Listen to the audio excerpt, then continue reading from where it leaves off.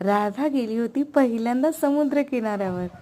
तिने स्वतःचे नाव लिहिले, काही चित्र काढली वाळूमध्ये आणि मग मस्त समुद्र किनाऱ्यावर ऊन पाळी घेत राधा फेऱ्या मारत होती.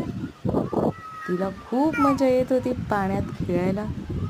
आम्ही गेलो होतो कळंब बीचवर आणि तेही वर्षाच्या शेवटच्या वीकेंडला.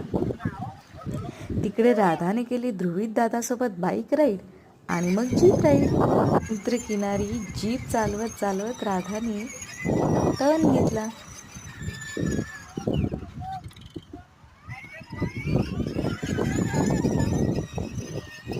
आणि मग थोड्या वेळाने राधा आई बाबांसोबत उंट सवारी आणि घोडेसवारी केली.